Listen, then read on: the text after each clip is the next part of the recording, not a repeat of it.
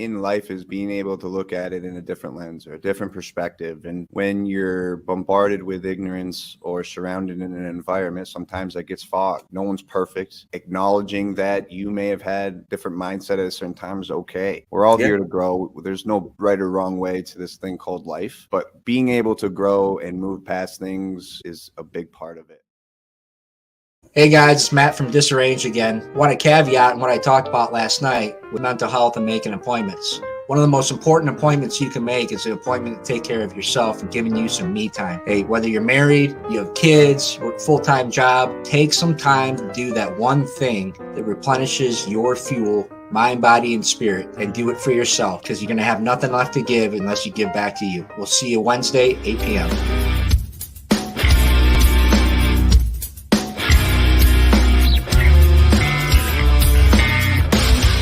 Welcome to Disarranged 1775, your number one live talk show.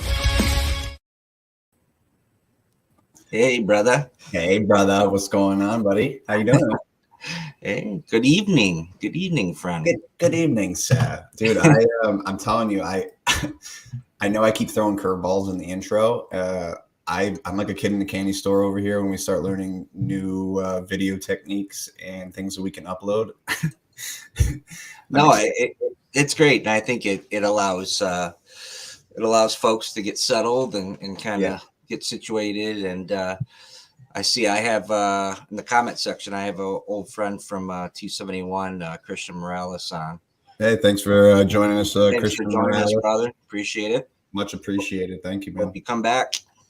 Absolutely. Make sure you check us out: YouTube, Facebook, Twitter, Twitch, TikTok, Instagram. Disarranged talk show. We're all around, so thanks for joining us. Yeah, and I just want to give a quick thanks to Neptunes Plumbing for continually having our back. If you don't know, they're located in Baltimore, Maryland. You can give our man Dan a call and crew at 410-776-5864. So thanks again for your support. We love you guys. Yeah, thanks a lot, Dan and crew over at Neptunes here in Baltimore. Your continued support of the show is awesome, and it's much appreciated. So tonight, ladies and gentlemen, thank you very much for joining us. My name is Andrew. I'm joined with my co-host, Matthew Gardner, and tonight we have a great show planned for you. We hope everybody's doing well. Tonight we're going to be talking about the importance of life and finding happiness. We're going to be touching on the Texas shooting.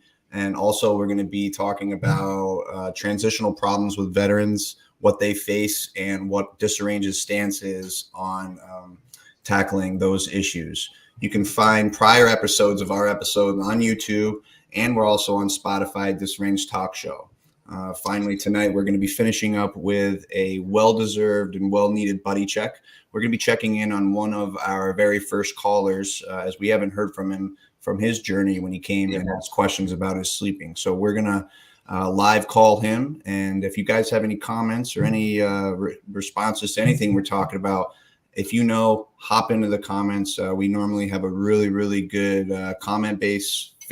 So join the conversation. Everyone's opinions matters. Absolutely. And we want to, like we do every week, we want to give you guys some love and tell you thank you for your continued support. When you see our posts on social media, liking and sharing, it helps us out a lot. We love you guys. We feel the love back from you, and thank you again. Yeah, Matt, that's perfect to touch on that. Since last episode, we've had an outpouring of support and really, really good words and comments shared to us. We feel as a show, we're coming into our own, and we're excited to share and grow with you. And so tonight, we're going to hop into topic one. Will be the importance of your life and finding happiness.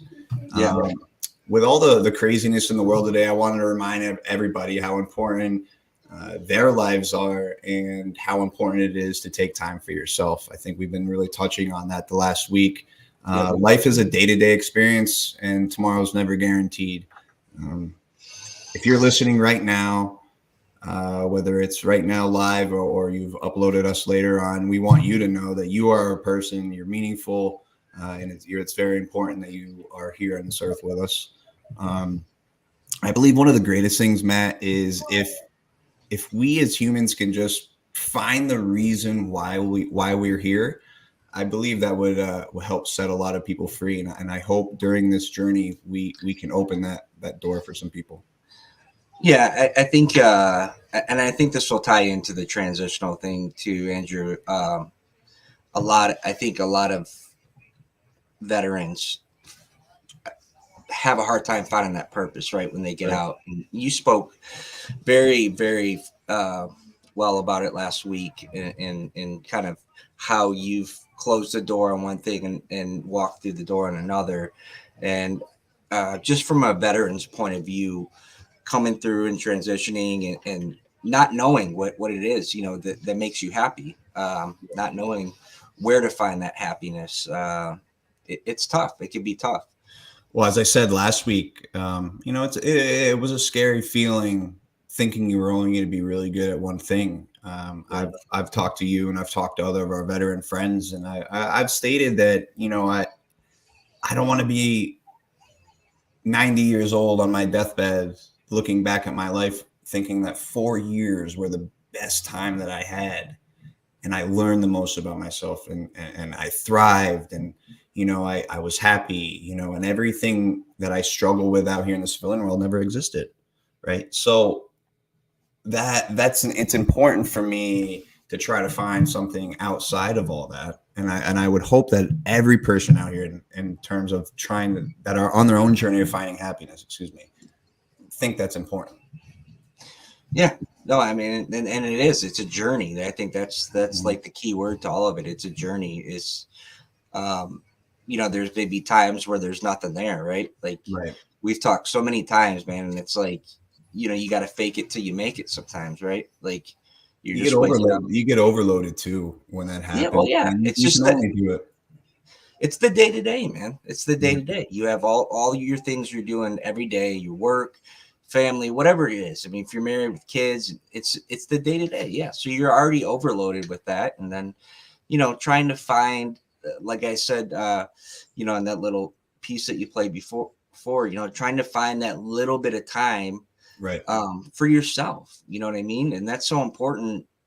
If you're in and out of relationships or whatever the case might be. I mean, you might even live alone and still not really do enough for yourself. You know what I mean? So, it's very, very important to find that thing that helps you refuel what you need to get through the day, get through the week, get through the year. And that refueling process is different for everybody, right? Like, absolutely. I think it's very important, like I said earlier in the introduction, is being able to find something that maybe you could be very happy at. I think nowadays is a lot easier to maybe turn into professions. I mean, if you really want to take what we're saying with this as face value, look at what we're doing here at Disarranged.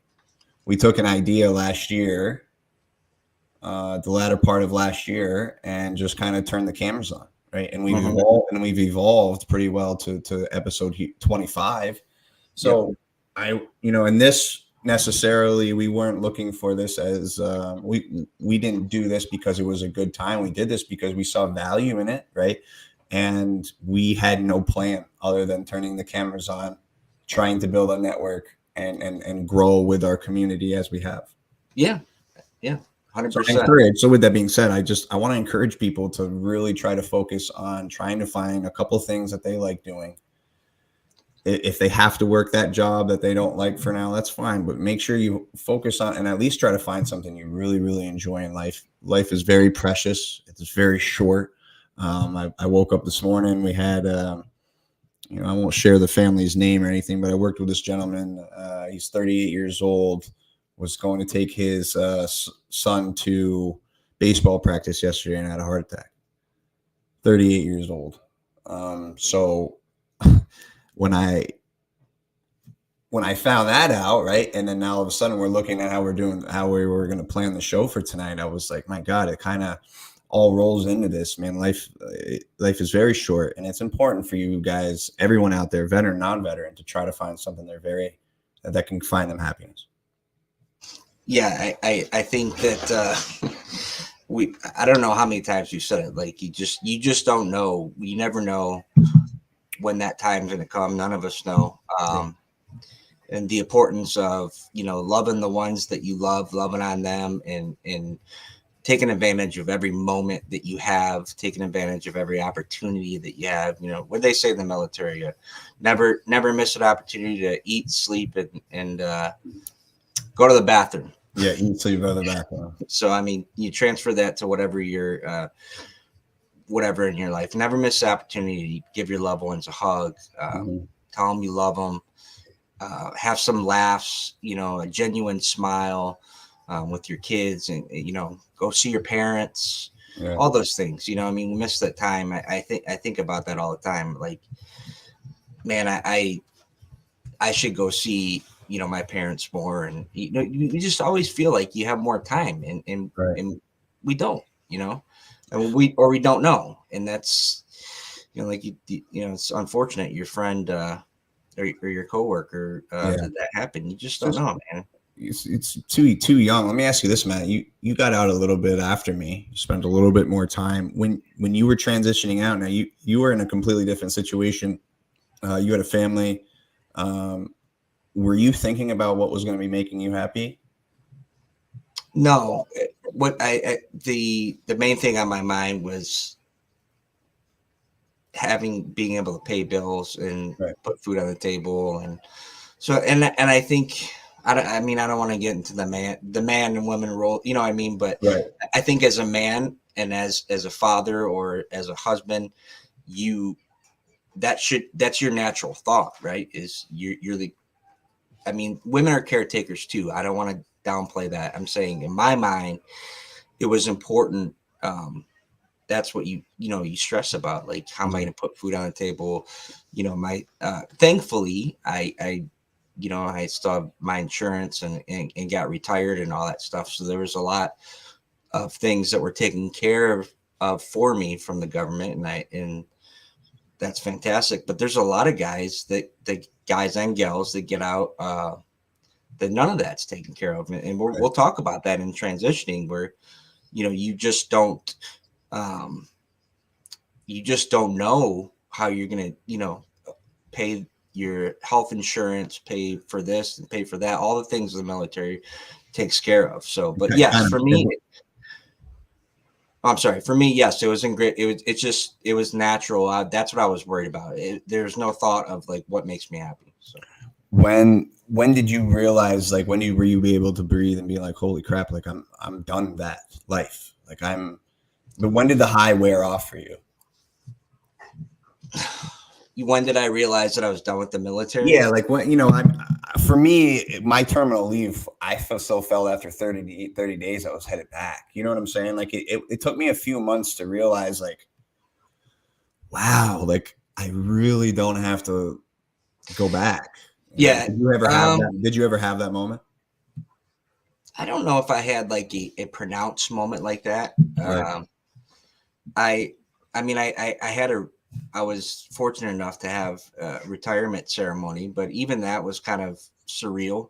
Like, it's just, I didn't realize what was really, I don't know. It's just, I don't know if I had that moment where I feel like, oh, wow, I'm out. And I think there's individual moments where it's like, man, it's so great that I don't have to worry about getting up at 4 a.m. and running down River Road in a pair of shorts and, freezing my ass off. And, but I really honestly do. When I got my DD 214, that was a big moment. Yeah. And I was at Cherry Point, and when my retirement came down and they cut me orders, the career planner called me in and said, you got a week to check out. You're done. Stop doing what you're doing. You're done. You're out. Wow. Wow. So that's incredible. Yeah. So, and when I got my DD 214 that morning, I remember just sitting in my car and like, holy cow, I got my 214 right next to the building. I'm pretty sure it was right next to the building that Richie and I got received at. Yeah. Oh, in Lejeune? In Lejeune, yeah. Yeah. Right, yep. Mm-hmm. And that was just like a surreal moment, walking out, understanding that you have your discharge papers to get, you're leaving base. You don't have to check in with nobody. Like, It was a new sense of freedom. And, if I rewinding 10 years, man, I was so naive with understanding really what the transitional journey was going to be like. Yes, absolutely. And I think a lot of veterans, they don't necessarily think of the aftermath, right? They're like, oh man, I'm going to go do this. I'm going to serve my country. And they focus on staying alive, especially in a combat MOS, right? Yep. No, I mean, when we were talking about transitioning the other day, some guys come back from deployment and they're out in like 3 months after a deployment. Yeah. You know what I mean? And then if you couple that with the fact that they might have a family, they're not thinking at all about any of that stuff. They get everything. They get the weight of the world on their shoulders. So, and it's crazy. So I think that's why this is so important to us. Looking back at our transition, continued transition, right, out of the military to like, let's look at pieces of this and help where we can help and share some stories and insight and stuff like that. So. Absolutely. And I think that's a great segue, Matt, into our next topic. We really want to reestablish here to our audience, both live and whenever you're listening, that our stance on making an impact on transitional problems for veterans.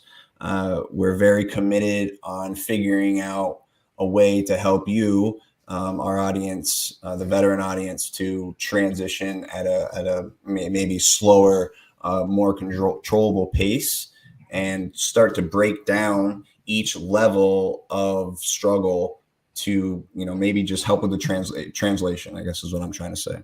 Yeah. And like we just said, there's so much to it, Andrew, as far as, well, for instance, let's talk about the beginning part with when you get out and all of a sudden now you have to make your own doctor's appointments. You have to, you know what I mean? Like no one's telling you have to go to dental, right? No, so all these things are all new to a lot of people. And a lot of the times it's young kids that get out, they do their 4 years and they get out and they're still in their early 20s, and it's, well, relieving the stressors of veterans is a big thing. And I think our approach here at Disarranged that we're really trying to focus on off the scenes, which nobody really sees us do, but we really want to take a realistic and homegrown approach to the process. And our idea with educating military members and civilian members on the unique challenges that veterans do face while returning to civilian life, right, is one of our main foundation pieces of the show. And we're, I don't want to give away too much. We've talked before the show about how we're really starting to identify each issue from the beginning and identifying it for our veteran community, and to hopefully within the coming months create some sort of foundation that you guys can refer to, and also follow along with our social media. Yeah. And through this process, obviously, like we've said a million times before in this show,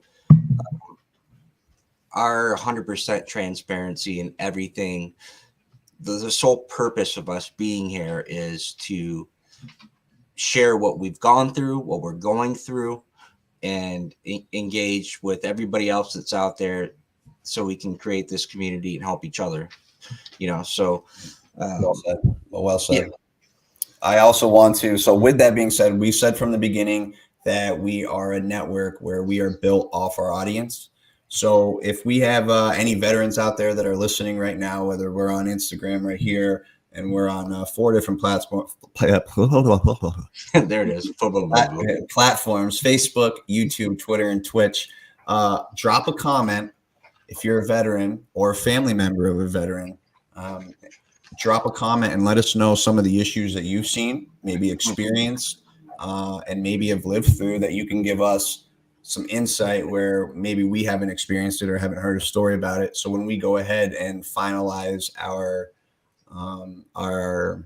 initiative, if you will, our mission to broadcast and present to you as our audience, it would be helpful. Yeah.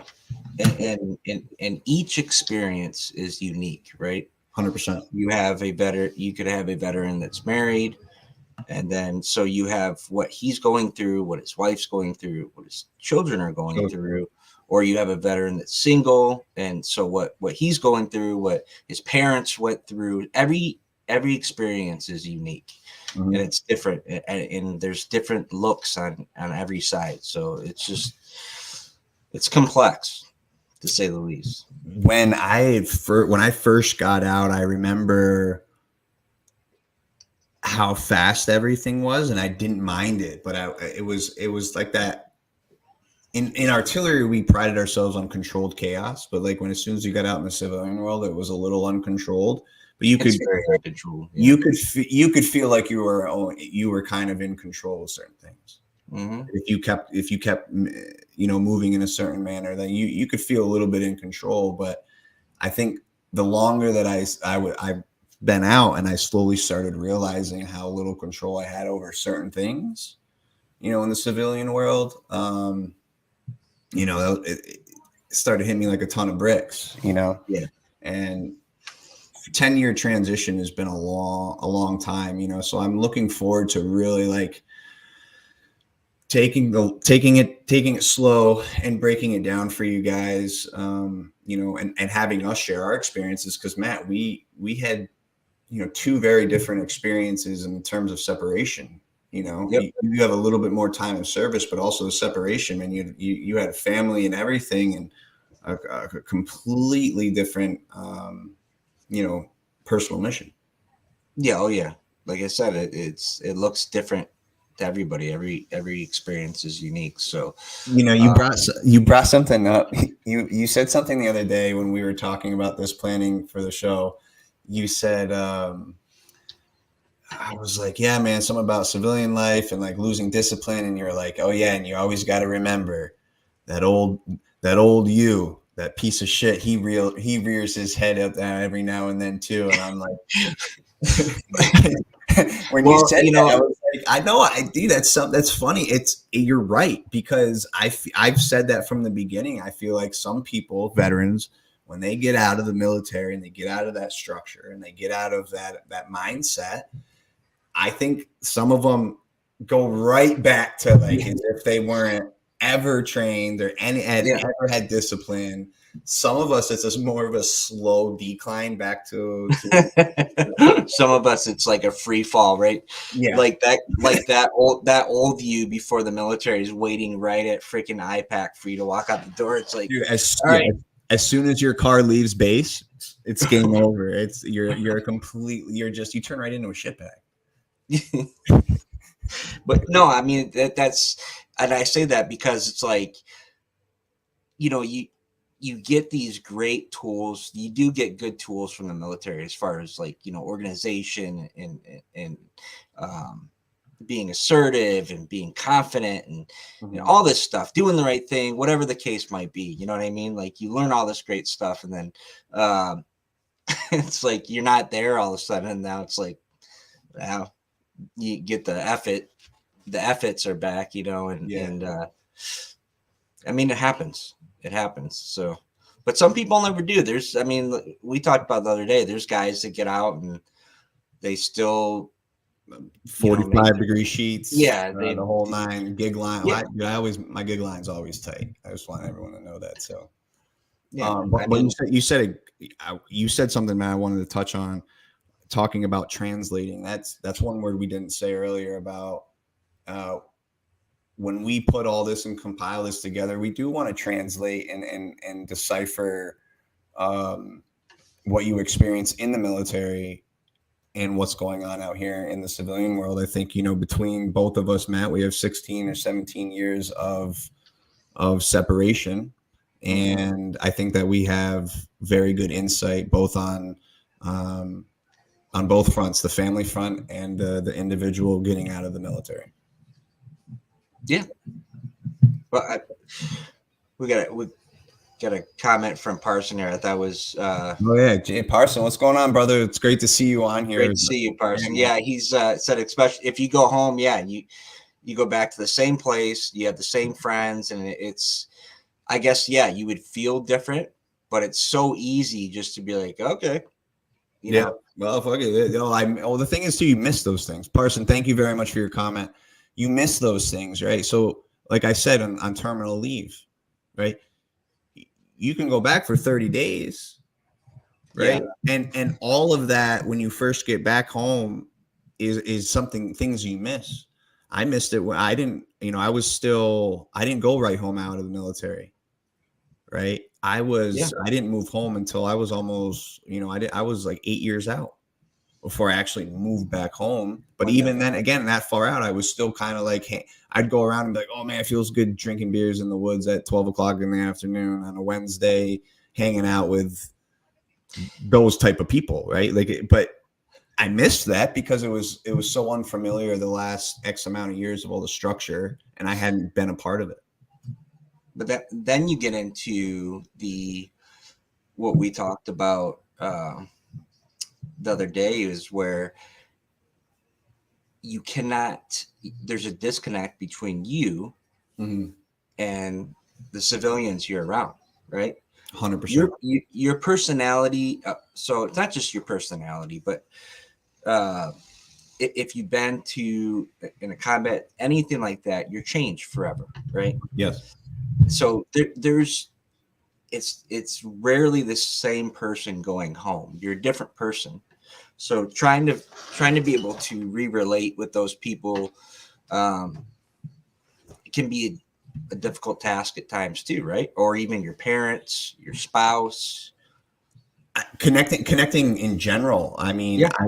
it is very difficult. I'm gonna elaborate on this story more in other episodes, but to caveat off what you were saying, Matt, when I got back, and I didn't learn this until years later, but I had a family member approach me not too long ago but said this to me. And it's someone that I really, really look up to.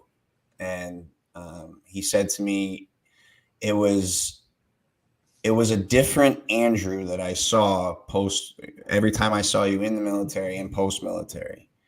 He said, it seemed like it was a war game you were playing in your head and we were just civilians.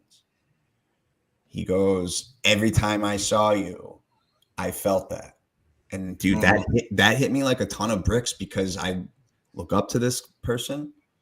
I would take a bullet for this person. This just a very, very influential person in my life said that to me, and it really rocked me. And I was like, whoa, like you thought that of me? He's like, yeah, you weren't really pleasant to be around. Yeah. And I've never, like, I know it may take a lot for people to warm up to me, but I've never heard, like, I mean, I don't think you're very pleasant to be around. Okay. Well, listen, that's a whole other episode, whole other time. No, I think the most common thing is I think civilians say, you look disconnected, right? Or you just look like you're not there, right? Or you're not present. We talk about being present in the moment all the time. Like, right. It just seems like you're not there. You're just kind of, your mind's somewhere else. You're disconnected.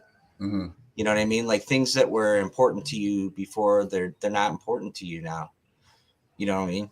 Yeah, you go through everything like, oh, this is so stupid. Like, why the hell are we doing that? And you do it kind of with like this arrogance almost. And it's incredible. I thank you everybody for the comments. I'm going to pop one up here. I hope it fits on the screen. It's a little lengthy, but it is coming from a family member of a veteran. Let me see what we got here. Chris transitioned pretty well to civilian life, I think. But there has been many of the nights he's told me he felt like he hasn't or wasn't doing what he was meant to do anymore. Also, it's hard for him because your friends before the military aren't really there anymore. And now you are near real friends / brothers that you gained from the military are scattered all over the country. I think that can make a veteran pretty lonely, not having that day in and day out connection anymore. Just what I've seen as I think she wanted to say veteran wife. I don't know how to, but Miss Shelby Tate, first off, thank you very much for your comment and your insight of sharing what your transitional issues were with your veteran, and I agree. I think the what did Richie say? The sense of community is gone, right? The sense of doing something bigger than yourself has been removed. The brothers that the brothers and sisters you meet along the way, especially if you've served in stressful situations together, and now all of a sudden they're 600-700 miles away. That's hard, right? Go ahead.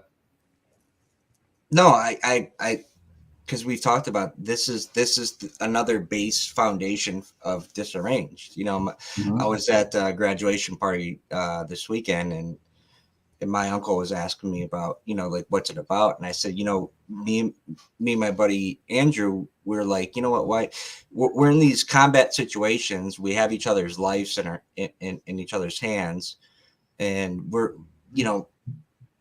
I mean, it's an intimate trust between you and your buddy out there, and then all of a sudden you get out and it's over. Done. Like, why is that? Why are we not having each other's backs? Why are we disconnect like this?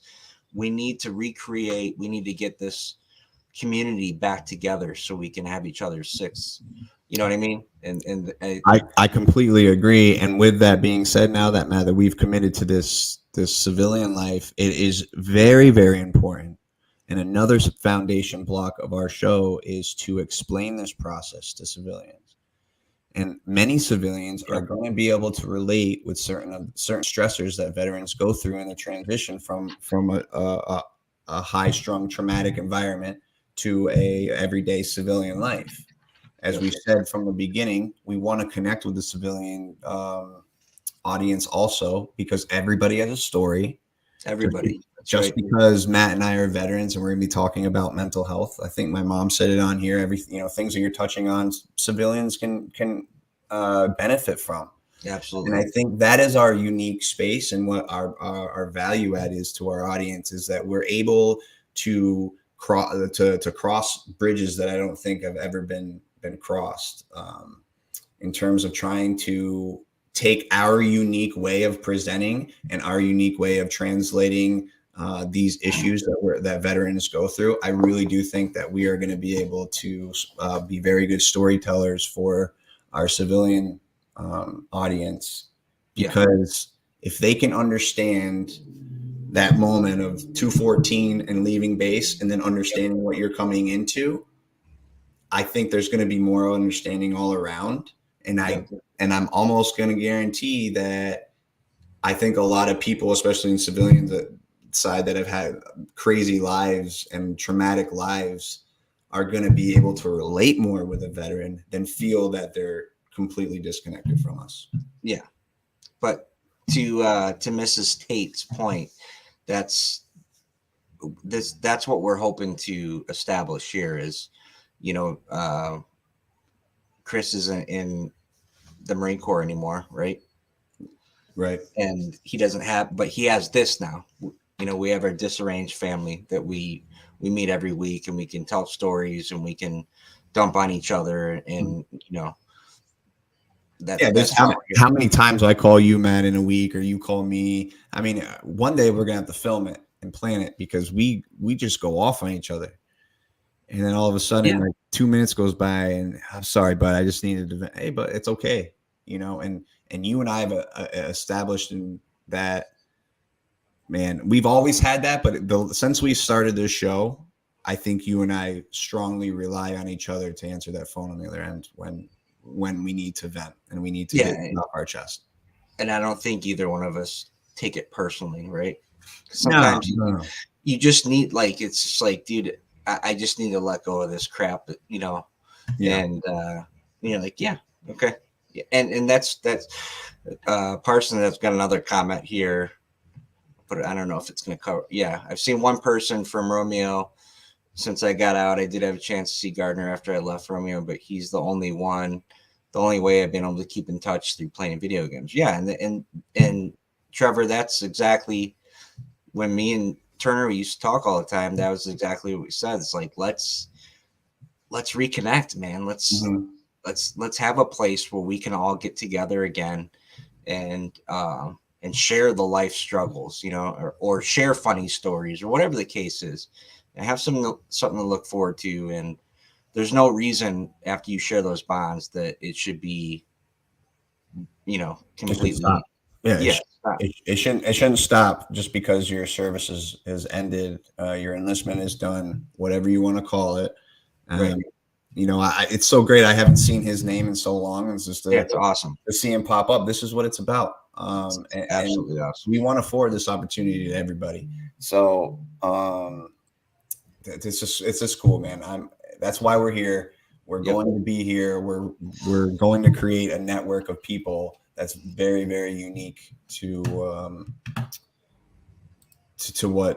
podcasting, to live streaming, to everything. It's going to be awesome. Yeah, and I think with having with having like Mrs. Tate listening too, she gets that perspective of the veteran as well, and we get to see their perspective. So that's what we want to hear. We want to hear it all so we can all understand each other, help each other out through this process. And so it's fantastic. The family members, the moms, the dads, the sisters, the wives, everybody, man, to share their perspective and because it's not easy sometimes for that veteran to sit down and tell you what's going on his or hers mind. You know what I mean? It's just not. So. As it wouldn't be easy for a woman that has dealt with sexual abuse or trauma in her sense would seek out a male to try to relate to female issue. It's that's very true. It's hard. It's hard. I'm not going to say anything. I've met people like that in my life, and people that I've known my whole life, and I never realized that they had been through that. Yeah. And my first instinct is like, wow, why didn't you tell me? Like, what, we could have fixed this, like we could have, what I'm saying, kicked the door in. But it's, who the hell am I? I'm not going to understand what a woman feels when they're, taken advantage of or beaten or anything like that. So, those are the relations and the gaps we want to fill in terms of understanding, right? Like that transition's easy. That analogy is easy to understand. Yeah. Right? Like 9 times out of 10, a woman's not going to come to a man. Just like 9 times out of 10, a military member probably isn't go to the civilian. And if they do, that civilian member, if anything, I feel bad for the civilian member because they're going to be overwhelmed and just feel like they have to help but have no idea how to help, right? So they're just going to get a lot of yeahs and okays. And so it's we're ready to formally start really mending and filling in these gaps of translations for everybody. And I'm excited about this topic. Yeah, I think tonight was a great start. It was a great introduction. I'm just reading Parsons' comment. Yeah, we'll have to bring that up when we go do our buddy check. But you know what, pal? And I hate to do this, but it's been 7 days since our last episode. Okay. And we are going to be talking about another unfortunate incident that occurred a couple days or yesterday, right? So yesterday. I think it was the day before. Okay. Yeah. So I don't even. Again, this is. We're bringing this topic up. We're gonna be talking about the shooting in Texas. Yep. And first and foremost, I want to say to all the families affected to this tragedy, on behalf of myself and Matt and Disarranged as a network, our prayers, our condolences go out to the family members and to the children and everybody affected from the shooting in Texas. So I'd like to start with that. If anybody's tuning in now or later on that's been affected by this, our hearts and prayers are with you. Yeah.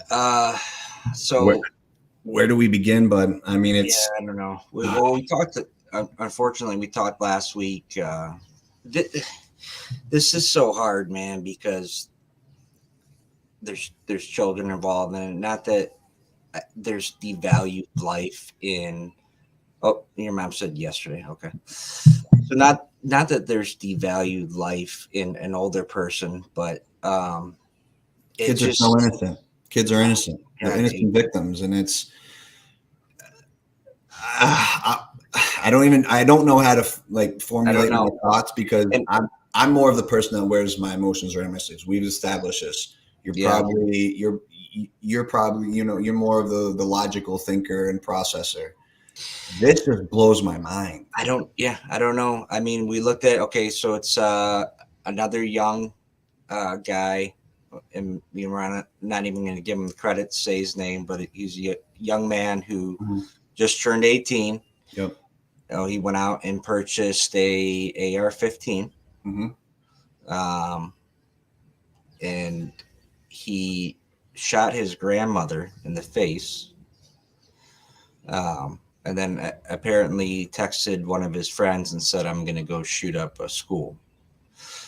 And then, go ahead. No, I was just going to say, so there's so many different layers to this. But I think for tonight, if you can agree, and I think everyone would agree, like we could tear this apart and go through this every step of the way and pick out in Monday Morning Quarterback. Yeah. Let's get right to it, and let's talk about the topic at hand. Yeah. So I think that, obviously we brought this up last week with the gun debate. Yeah. I never ever want the government taking our weapons away. Never. And I never want citizens who lawfully own weapons and, have them for the right reasons and all that to be intruded on and their civil liberties. I mean, it's horrible. And it's stupid. But so let's break it down. Let's break it down. Let's break it down right now of what we know about background checks. Okay, so who's going to be all right? Let me back up a little bit. Who is ultimately going to be affected from any stricter gun legislation? It's going to be the everyday normal law-abiding citizen, correct? Yes. Yep. So you and I had a conversation earlier where we didn't disagree, right? But we came at it at two different angles that sure. And again, everybody, there's so many gray areas along here. So don't come in the comments all crazy. I'm going to say my stance first.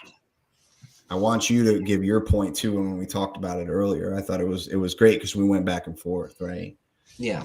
You said when we were talking that, there needs to be tighter gun laws. I don't disagree with that, but when my first statement was, well, what the hell is that going to prove? Like, what's that going to do? Right? Like, hold on. I know you're passionate about this, but I'm saying in my simple way of thinking, if this person was really going to sit out and do this, okay, and somebody had made it up in their mind that it was going to happen, they're going to position themselves and life itself is going to present an opportunity for a gun to be had by that person. Okay. I use the statement that anybody can go into an inner city and purchase a weapon off the streets. And I'll give you your time to give your point towards that. If they make it harder, these people that are going to do it, in my opinion, are still going to find a way to do it. Unfortunately, not making it right or wrong. That's what I'm saying. Where and what has to be done. Yeah, I don't know. I don't know what you can do with the gun laws. I don't know, like if you make the background checks, Timothy McVeigh didn't have a gun. That's right. My whole point was if you could do something to make it harder, right, and bring down the chances of somebody,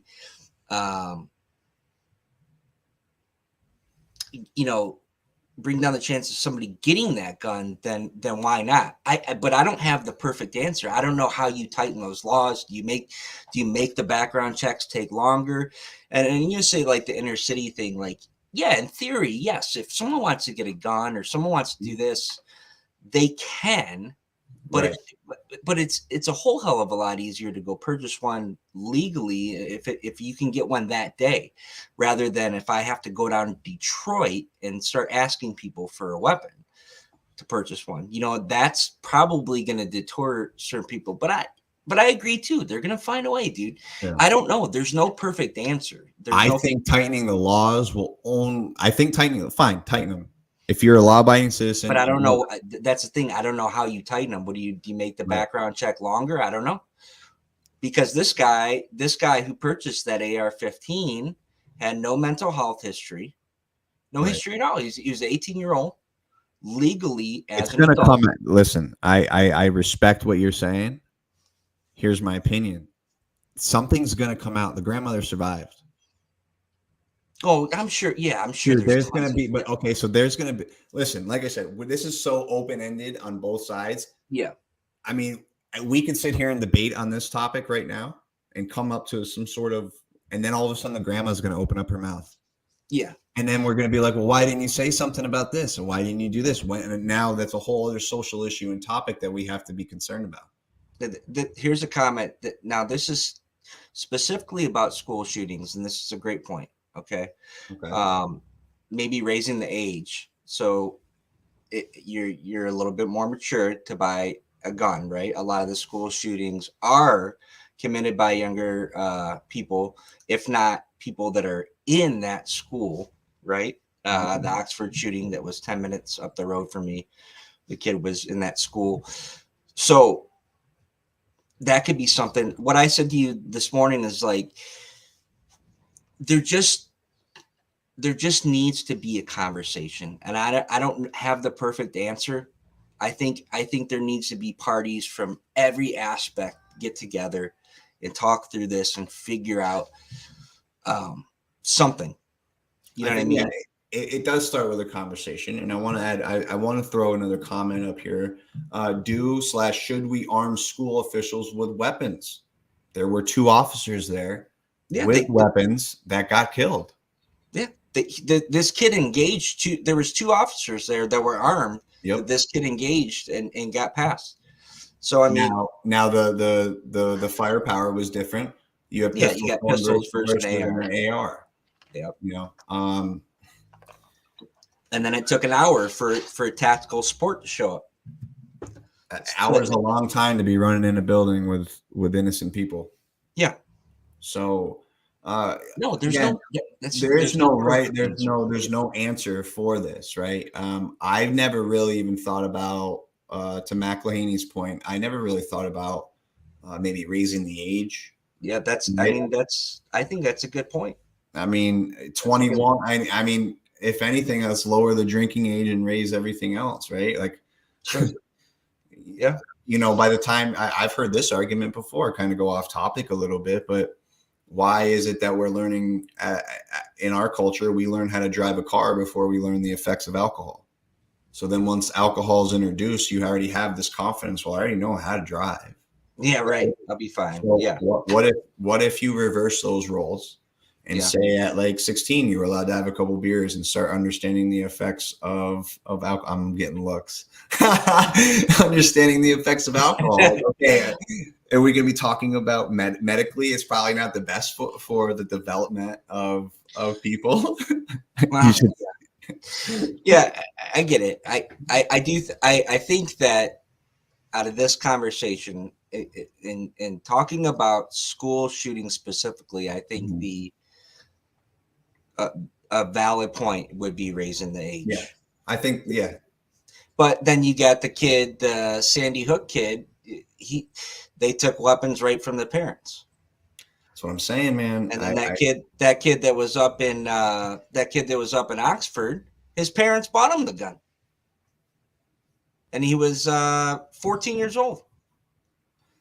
So, and that's what I'm saying. There's no easy answer to this. It's just it's sad and it's sickening, and I I don't know, man.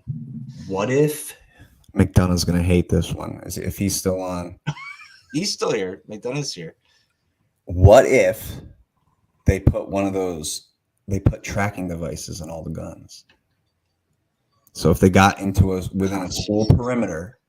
No, but who's okay? Then you're talking about raising budgets for technology. That's not going to happen. McDonough said he didn't think outside the box. McDonough said he didn't hear about the 2 armed police officers. And McDonough, I'm looking at the New York Times, where it says in here that that there was 2 officers on the scene. They were immediately met with gunfire.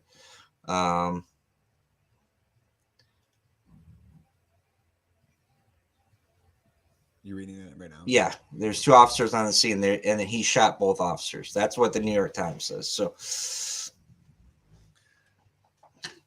I'm not sure. That's what I'm getting. But yeah, it's just, I don't know, man. Well, there'll definitely be more to come from this topic. I didn't want to spend too much time on it. I wanted to. No, I know. It's just. I'm glad we got the chats going. I really wanted to see what everyone's opinions were, because this is going to be a hot topic, man. Gun control is always a hot topic. It's a hot topic, yeah. I hate it. I don't want. Mac Laney said again, why does an 18-year-old need a military-grade assault rifle? Seriously. I say raise the age to at least 25. I mean, but then again, you're going to have the people that say, I signed up at the military. Donnie Gray was. Yeah, you get one. Donnie Gray signed up when he was 17 years old, went through boot camp at 17, hit the fleet, deployed to a forward combat zone. 17 years old, before they realized, oh, you're not even supposed to be here. Yeah. You know, so it's tough. But listen, I appreciate everybody's comments. Yep. I love this, man. We got so many, on our end, we get to see everything filed. And I think this is exactly what there needs to be a conversation had with people from every different angle, so we can just try to get something going. Obviously, something needs to change. I don't know what the perfect answer is, but what happened to locked doors? I mean, even when I was in school, like there was only so many entrances people could get into. Yeah, it was by most schools you have to get buzzed in. I don't know. It didn't say on the report that I read anything about the. It did say when police showed up, they couldn't get in because the doors were plugged. Because the doors were locked. So I don't know. Okay, so was this premeditated? Like, was it premeditated in the sense where he knew exactly how to get into the school? I have no idea. Right. Well, listen, they've already gone through all his things. When we were researching this, we had a hard time really digging into some of the stuff that we want to know. So he ran into the school with a car.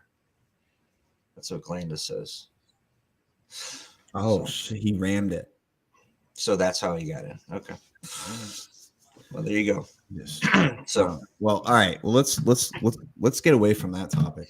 Yeah, thoughts and prayers. And, yes, thoughts and prayers to the families. Thank you, everybody, for weighing in on this and keeping it cordial in the comments. I know some of the topics we talk about are a little controversial, but we appreciate everyone sticking it out. Judgment-free zone, and it's very, very appreciated. But Bud, I do want to bring something up. Very, very cool. Please. So I'd like to tell everybody that your kid, the boy right here, the kid, is now officially a godfather, brother. Oh, yes, I am. That's right. Big deal. Are we ready to take a look? Yeah. Hold on. Oh, no. That's good. Throw it up. Everybody, this is Sierra Eve Stewart. She was born last night at 11:09 in Colorado Springs, Colorado. Beautiful. She's a beautiful, healthy little girl. And I wanted to give a special shout out, a Disarranged shout out to Miss Katie Stewart and Richard Stewart for a beautiful, beautiful baby girl. One more time. Yeah, dude, look at that, man. My goodness. Gorgeous. Definitely doesn't look like Richie. I can tell you that. Definitely doesn't look like Richie at all. So I'm actually, I don't know if I told you, but I'm going out there this weekend, pal. Yeah, that's great. And send all the congratulations and love from all of us. I will, brother. I'm gonna shoot some good content while I'm out there, and so I can share the experience with everybody next week when we get back. But I'm just so thrilled. Yeah, it's fantastic. And you know what, Matt? It just ties into the beginning of the show, and it ties into everything that we're doing. We just got done talking about something very, very, very horrific. We started the show with talking about everyone trying to find their happiness and the importance of their life. Every individual life is important. We've talked about, losing people at young ages. We talk a lot about things. We talk about things on here that normally, sometimes they're a little heart-wrenching, and they're hard to deal with. And seeing a fresh baby being born into this crazy world, but it's just, it just gives you hope, and it's precious. It's the perfect contrast of life, right? Dude, it's just like these horrific things, and then something so unbelievably beautiful happens at the same time. So yeah, man, I'm like, when I'm almost getting choked up here, I'm a little speechless. But like when Richie and Katie asked me to be the guy, dude, it's been a handful of really, really exciting times in my life, and that was one of them. And I don't know if they're listening now, but I'm very proud of you guys. And congratulations, guys! Congratulations to the Stewart family. So happy everybody's healthy and yo, throw that up there one more time for everybody. Yep, let's get it going. Let's get it up there again. Look at that. There it is. Beautiful. Well, pal, listen, I think it's been a great week. Yes, it has, sir. I appreciate you. Appreciate you as always. And I think I'm going to close it out, pal. All right. Well, I want to say thank you to everybody, especially our first timers. We hope you come back. Thanks for the comments and the discussion.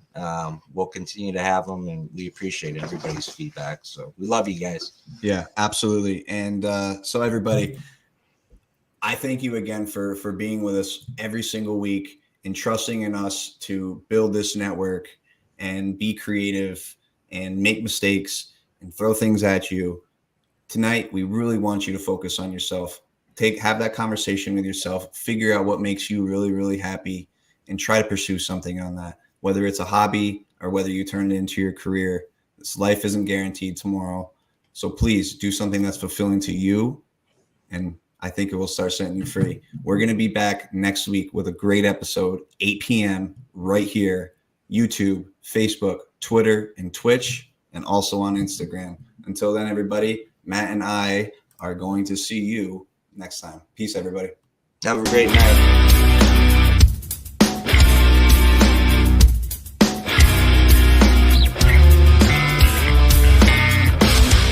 Welcome to Disarranged 1775, your #1 live talk show.